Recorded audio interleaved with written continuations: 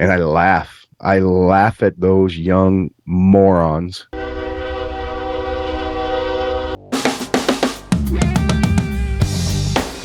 This is LA Kings Fan Talk with your boys, Rodney, Rob, Darren, and Joe.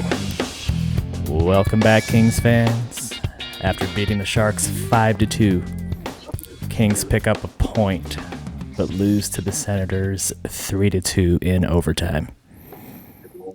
Darren, what are your thoughts on the game tonight? As far as the game tonight, I think it was kind of a we're lucky to get a point kind of thing. Like, I think we scraped one out, which we shouldn't be against a team like Ottawa. And we're kind of lucky that James Reimer isn't very good, or we'd probably be on a 5-game losing streak. So not good either. So what do you think, Joe? Yeah, they definitely weren't good tonight.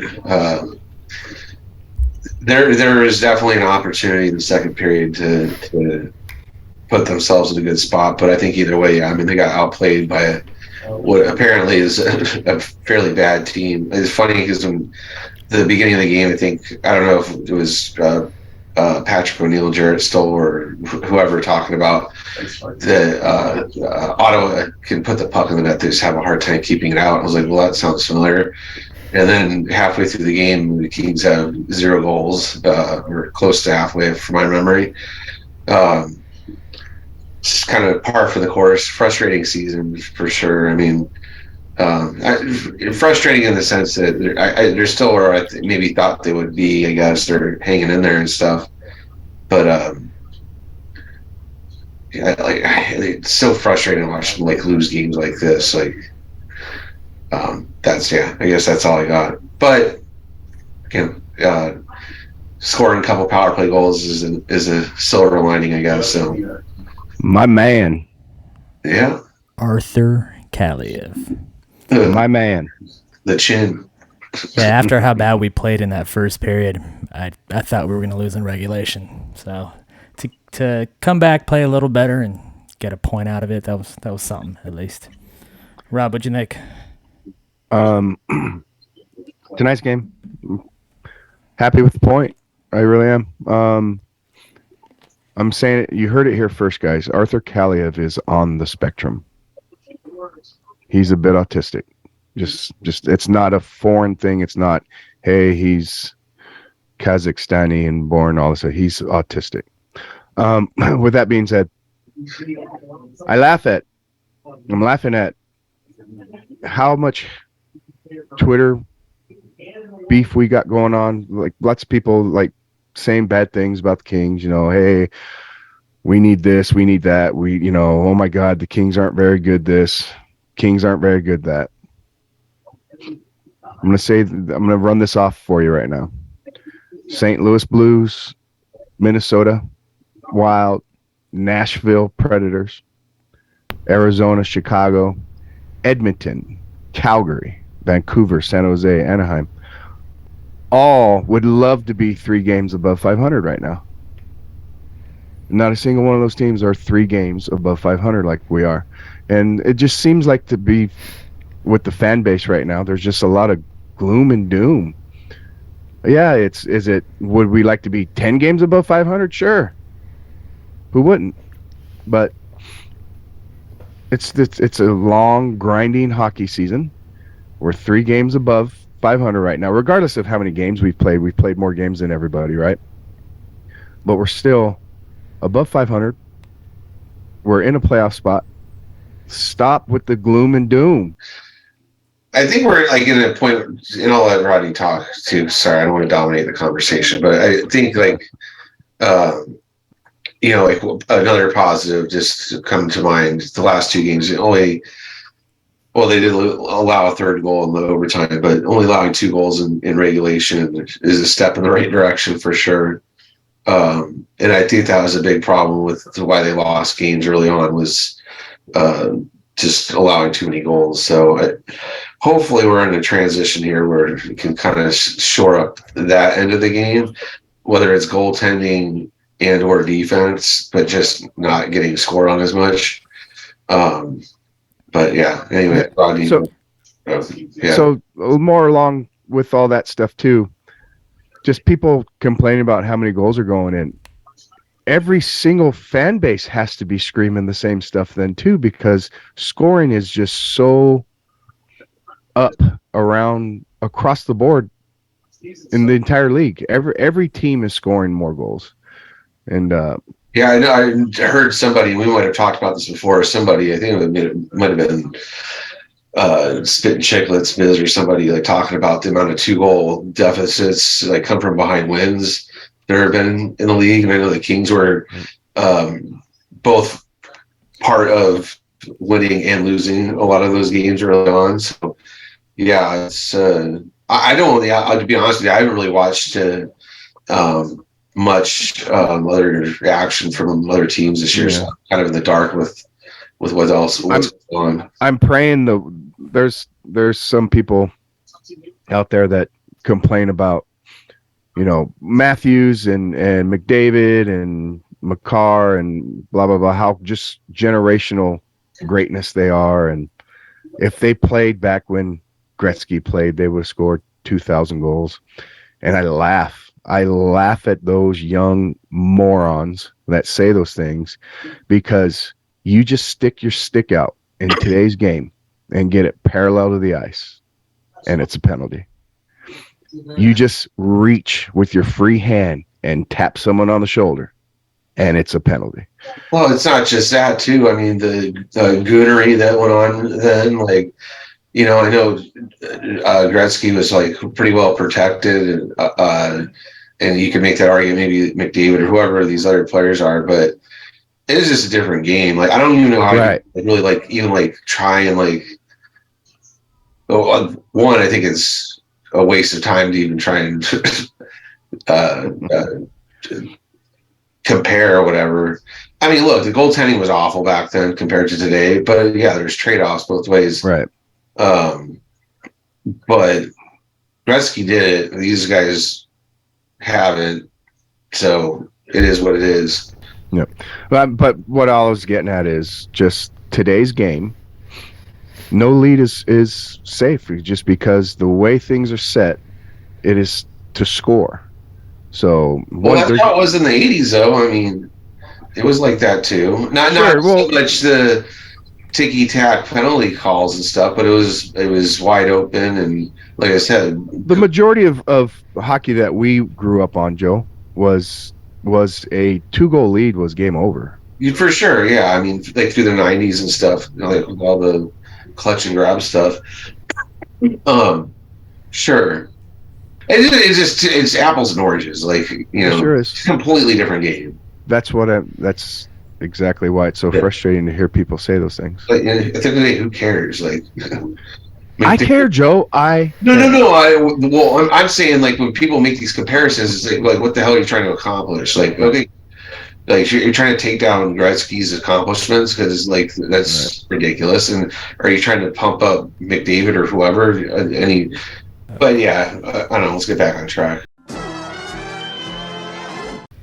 Did you guys see the stats that came out? I think yesterday or earlier today. Going into today, we're like Kings are ranked like 4th in defense in the league, 6th in offense in the league, and 31st in goaltending. What do you think about that, Darren?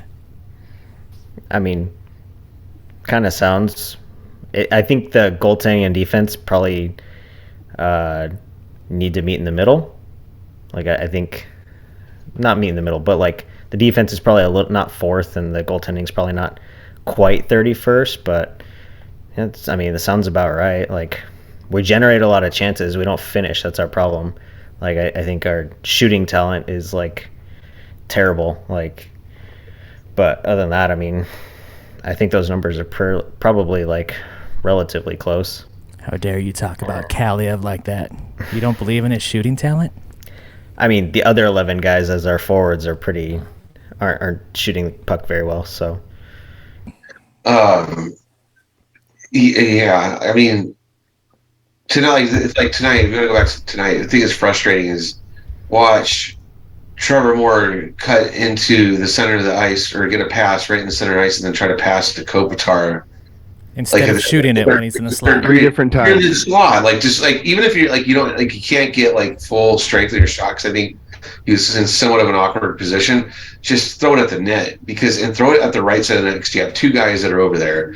If the puck goes that way, then you're going to have a recovery on the puck, chance of rebound. But yeah, it just seems like it's like lately, like with the Kings, like with offensive chances and stuff, a lot of hesitation. Kempe did the same thing tonight. What's that? Kempe did the same thing tonight. Right. Yeah, we saw it a couple of times. Dursey did it twice. Jersey, yes, I remember that one too. Both ways. He did One time he shot when he should have passed, and then he passed when he should have shot. Yeah, he made a great move. I think that was in the third period also, where he was like, oh, and then he like, yeah, just like once you make that move and you have that open ice, just throw it at the net like that. Like, yeah, I don't know, but not that it would have changed the game. I mean, it could have, but they're still outplayed either way. But that's interesting to hear. So they can you repeat those rankings again, Rodney? I'm just curious. 4th in defense, 6th in offense, 31st in goaltending. Oh, 31st. I think you said, yeah. All right. So I thought they were top 5 for all of them. Yeah. Yeah. I mean, I would agree with those. And yeah, I don't know. Is the goaltending, like, and that's the problem with advanced stats too.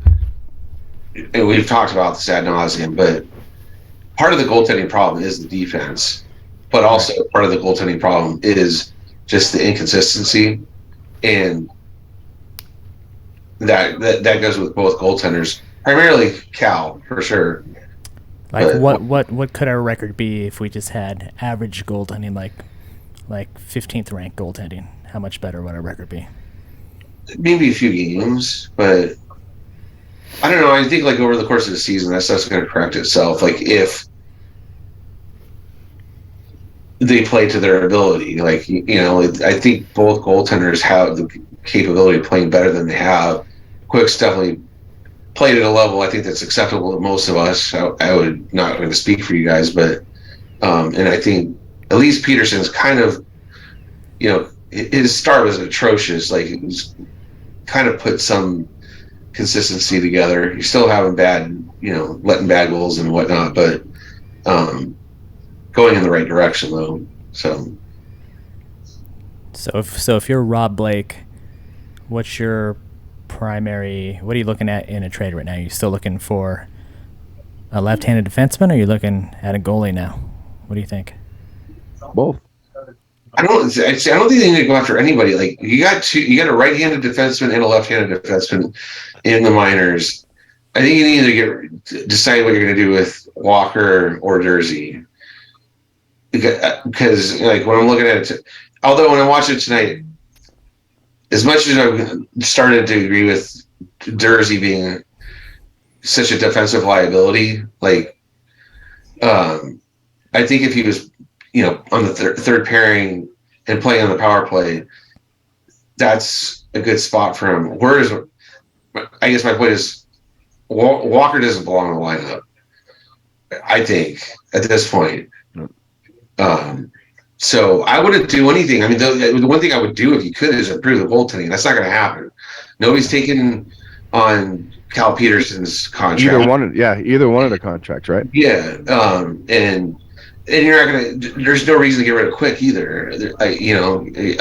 He deserves to at least be backup to somebody, and it's a shame that Peterson hasn't taken the job and earning his paycheck, because that would be ideal, but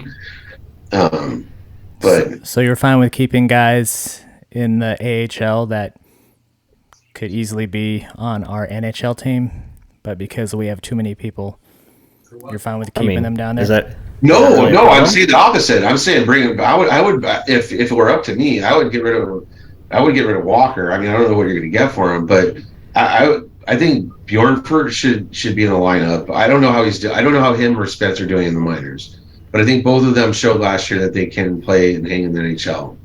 And so that evens out. You don't have a right-handed shot playing on the left side. And I do think that is honestly part of the problem. Is you kind of have this constant shuffle of personnel there. There's no like, even if there is consistency, you have somebody that's playing in a spot that is not comfortable there, or probably not being best utilized. So I'll shut up.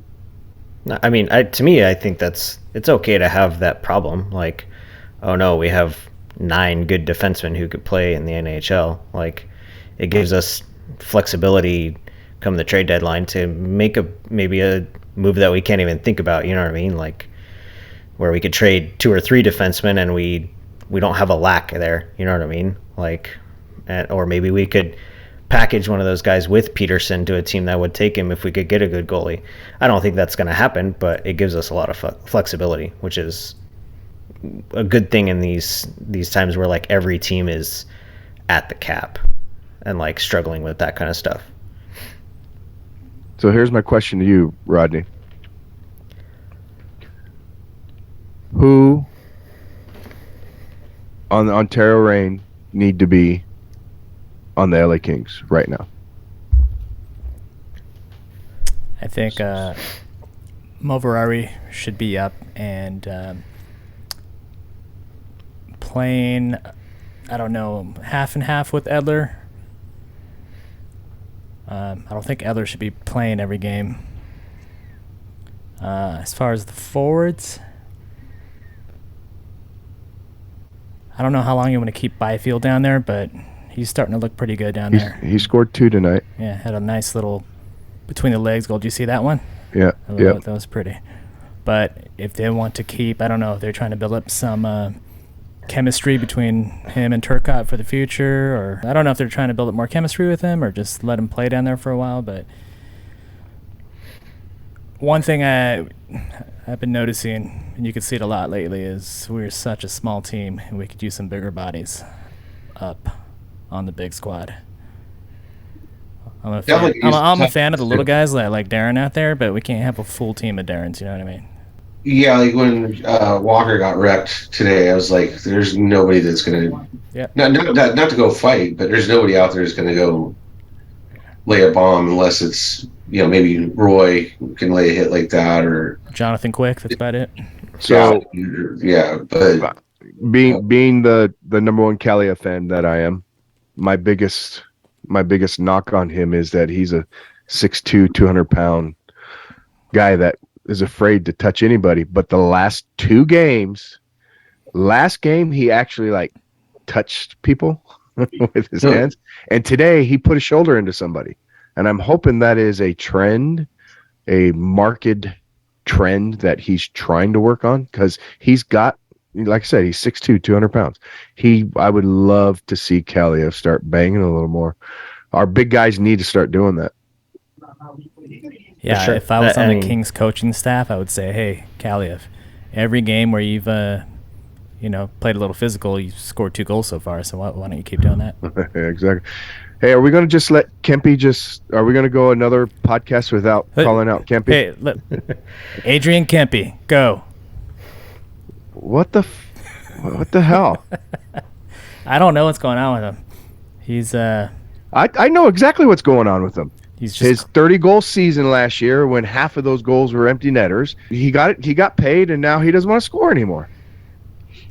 He's always been streaky. I mean, Well, he'll go have. He's gonna listen to this, and he's gonna go pot 2 in the next couple games just to make it look like a fool. Joe, you sent out the text about us having 6 20-goal scorers. potentially, Yeah. and that's with Kopitar with 3 goals, by the way. But what's sad about that is there's only one guy on pace for 30 goals, and he's not really on that pace since he's only scored like 1 goal in the last 7 games. Well, yeah, but yeah, I mean, it's obviously extrapolating numbers based off of where they're at, but that is a great thing. I mean, that is Yes. when's the last time we've had like this balance of scoring? That's why it's kind of a little bit frustrating again, is to have balanced scoring like that. Like, traditionally, like we've had like a line or two lines, or maybe one power play is driving the scoring or whatever. It's coming from kind of one channel. Like right now, it's kind of been, and I do think it's a positive when Kopitar, Kopitar looks non-existent to it. Like when you're watching the games, he still has, I think, 18, 19 points, or he's close to a point per game. Yep. But going back to Kempe, what's his problem? I don't know. I think it's partially confidence. I would have to look. I would wager to guess he's not shooting nearly as much as he has in the past. I don't think that line works, and whether it's having three lefties on the same line, or they just don't click. But yeah, I don't know. I would shuffle the lines around, and I hate to break up like the second line because they do have chemistry, but just to see if something sticks. Maybe you take one winger from Dano's line and replace him with somebody else, and it still works. Maybe it's him and Moore that work together well, and then you get somebody else that goes there, and then the Kopitar line picks it up. But yeah, I'm not going to blame Kempe's performance on Kopitar. Like, he definitely owns it, but at the same time, the only one of them that's constantly producing is Fiala, and it doesn't matter what line he's on. It's what Darren said earlier in the show, and it's something we said all last year was nobody finishes, and Kempe right now is just not finishing. Are we happy that we got a point with 2 second lines and 2 fourth lines playing tonight?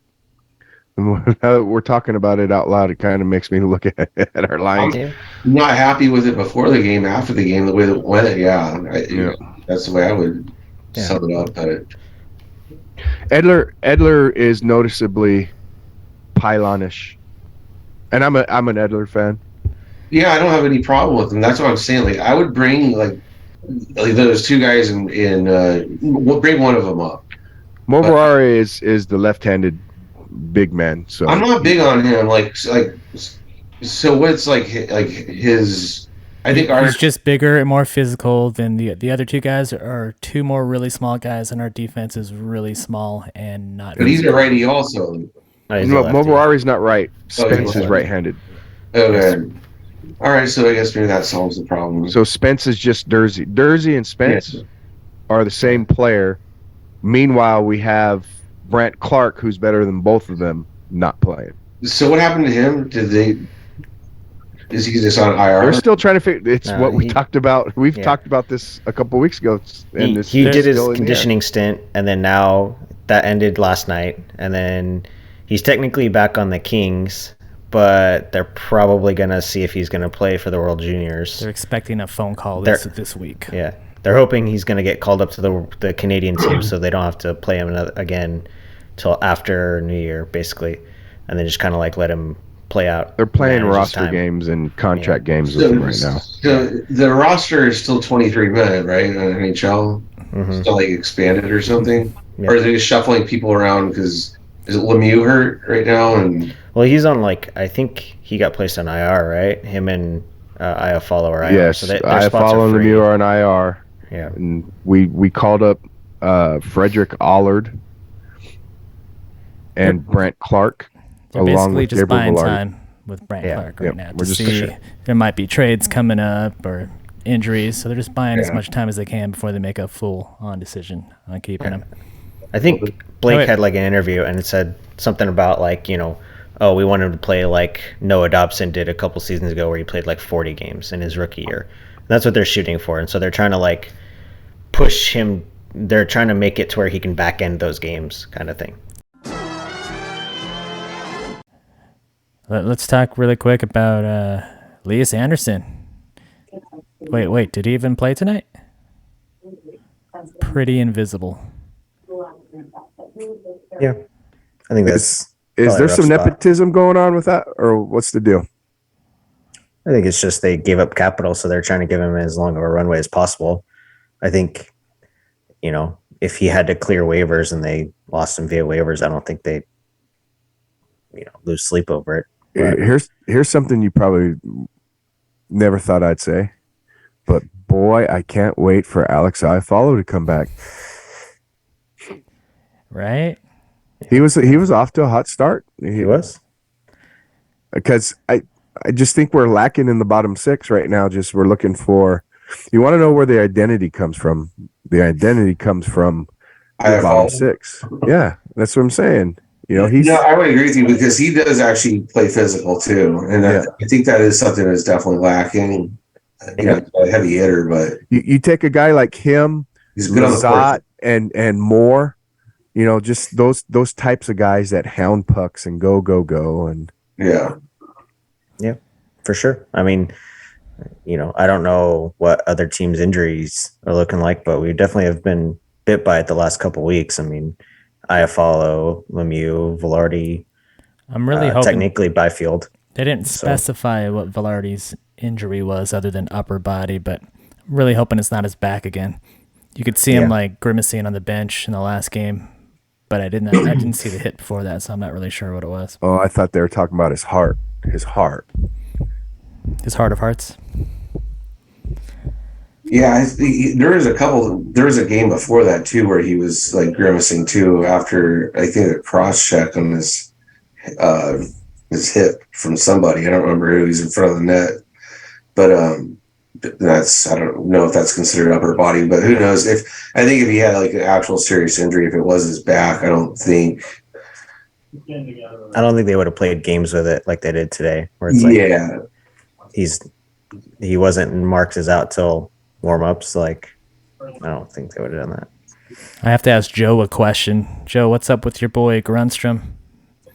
Hasn't really looked that good to me lately. Yeah, I would agree with you. I mean, I mean, he's been getting minutes. I mean, I think when him and Kupari and Fiala were playing together, had some glimpses, but Fiala, not that he makes other players look better, but creates offense on his own. So, but I fully agree. Definitely take my. I think he's been given the chances at this point. So yeah, it totally deserves criticism. I don't know if there's a better option to put in the lineup. There isn't right now. Yeah, I think that's the one thing keeping him in the lineup is, he's probably our which is a shame. Best forward. Yeah, you figure like that's your opportunity to really shine, and the scoring.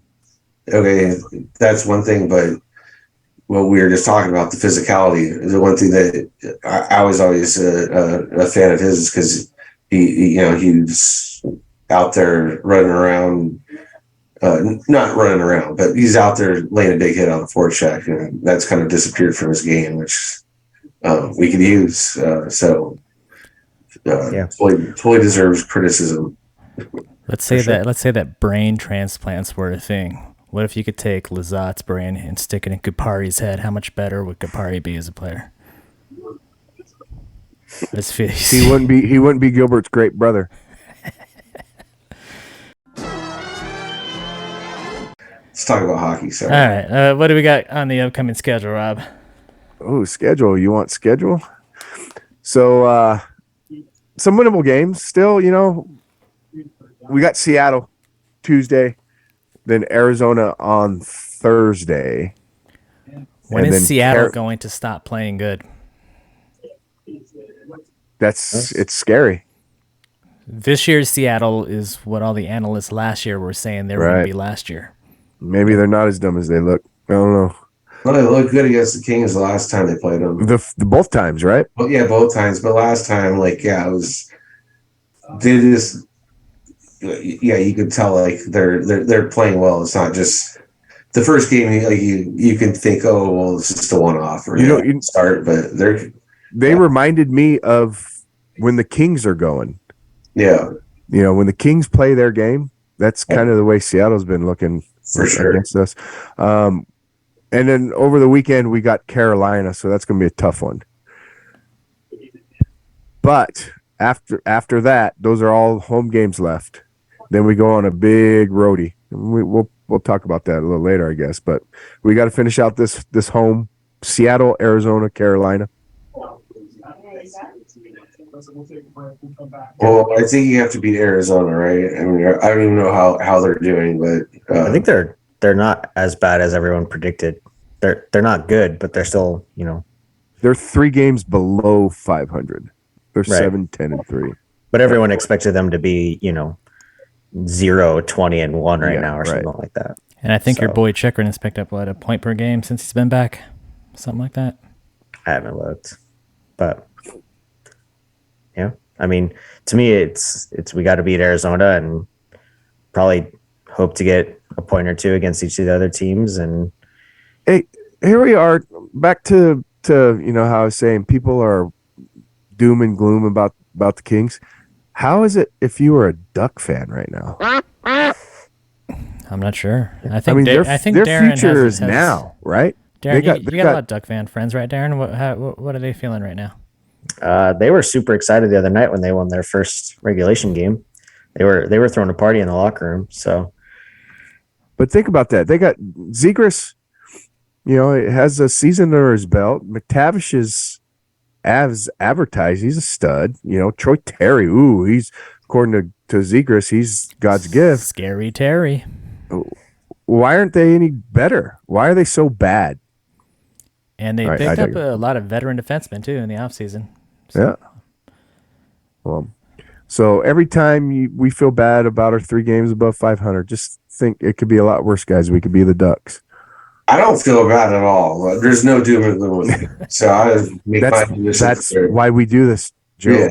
Yeah. We spread the positivity to the fan base. Well, I mean, I would shit on them if they deserved it, but yeah, I mean, obviously we have issues. I couldn't tell you about the Ducks because I don't really pay any attention to them. If you want to talk about talking to Ducks fans, anytime I interact with Ducks fans, which is usually like with beer league guys, they immediately deflect to like some nonsense like, "Oh, you paid Fiala $8 million. How does that work?" And I'm like, "Well, he's like point per game, or He's Close our to it. leading scorer on a team Like- that's in a playoff spot right now. yeah." I mean, this is like a couple weeks ago when I think when Velarde was like really hot, but I'm like, he's quietly like just putting up a point per game, so I have zero problem with that. But by the way, back to the Ducks, and I don't know. Can't talk to Ducks fans about their team if they're doing bad. It doesn't even matter even if they're doing good. It's always straw man, red herring arguments going back about the Kings when that's not even the topic of the conversation. So the Ducks, and they have their fans have a chip on their shoulder, little brother syndrome. Yep, they do. Their logo's terrible too, by the way. Oh, if we're gonna talk about jerseys, do you guys like the Sharks jerseys the other night? The Sharks, nah. Oh, they're cool. I didn't hate them, but yeah. I think they're good third jerseys. They Yeah. weren't the worst reverse retros. I think. thought they did a good job for the ode to the California Seals. I thought that was that's the whole point, though. Like Right. the retro thing. Yeah. I thought it was funny at the beginning of the game, and what's his name? Your guy Rob, who's the announcer? Alex Faust. Faust. Didn't even know what it was. Did you hear that? Like before No, he I didn't. started, he was like, "What are those?" Like, and then like Jeff Fox, like, "I think those are supposed to be an ode to the California Seals," or maybe it wasn't. Maybe I was watching a different broadcast. Maybe it was. So you're Canadian broadcasting? No, it had to have been the Kings. So speaking of Alex Faust, he did a national game over the weekend. It was Vegas versus somebody else. I forget.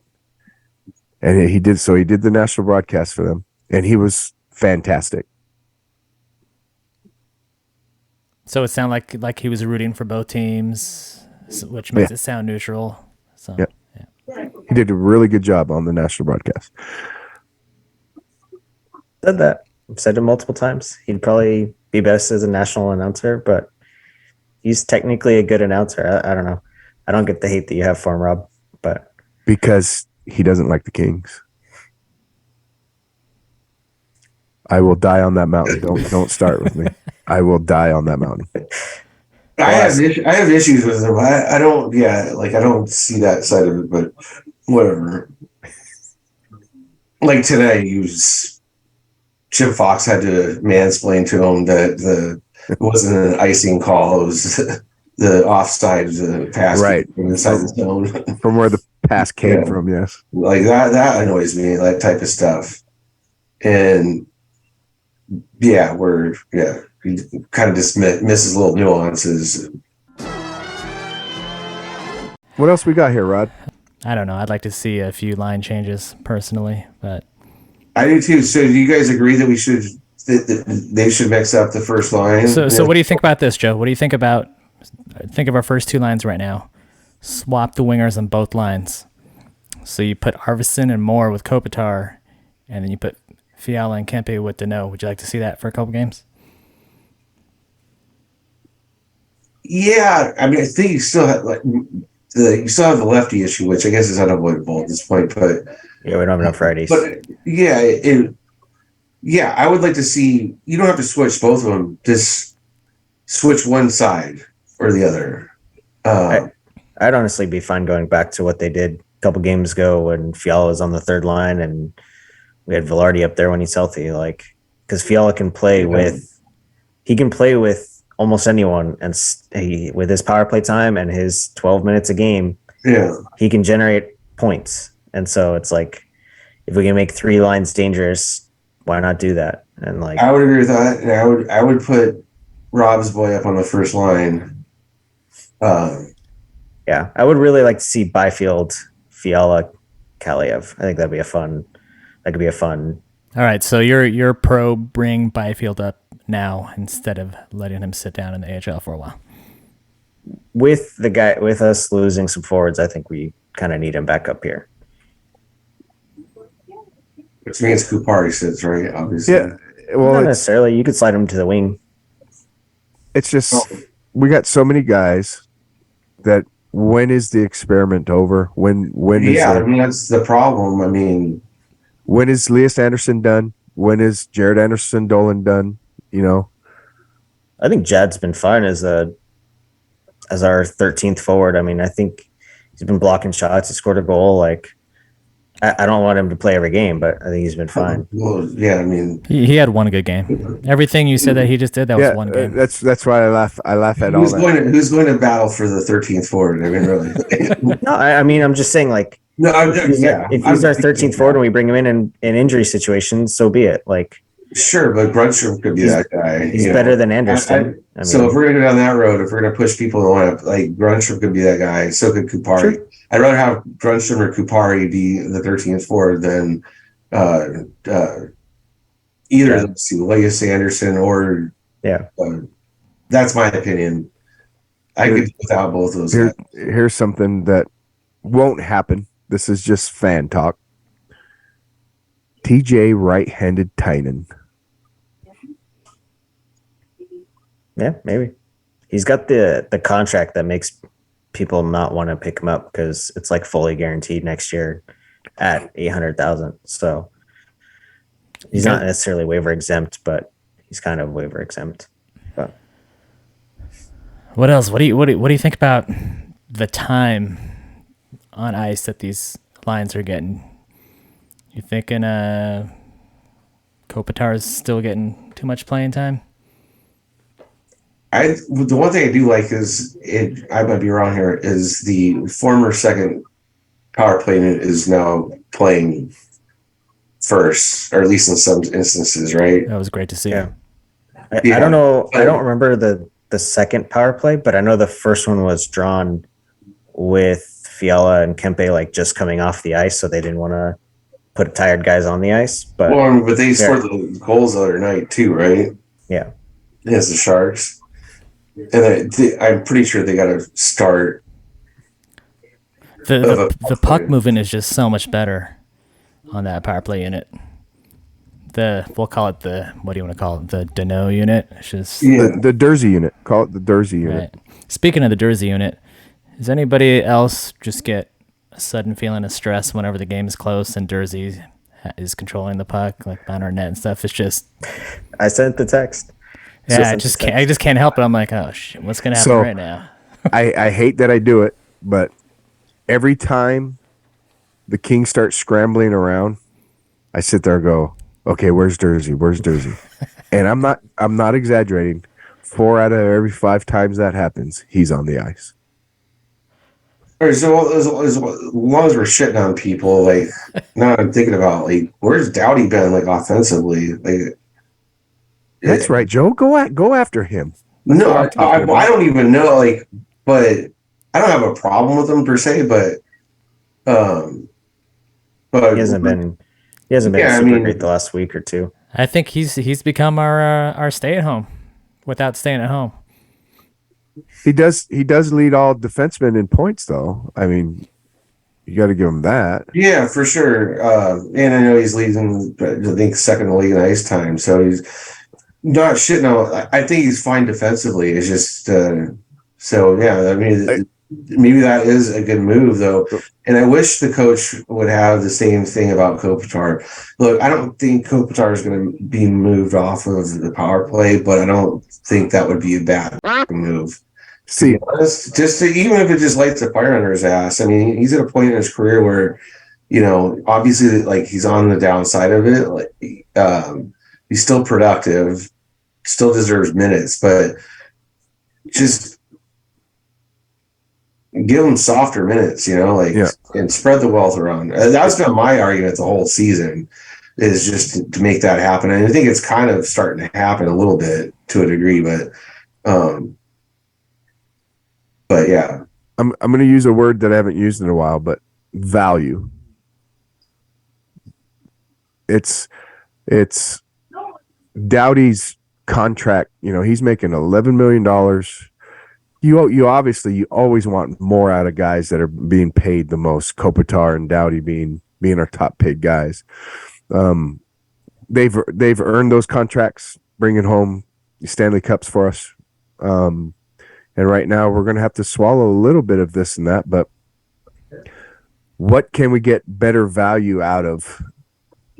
With less minutes, do we get better value out of them? Do they play a little better for a shorter period of time, or do we just run them into the ground? I don't know. It's not even if they play better. It's that maybe somebody else will play better, you know, like, right.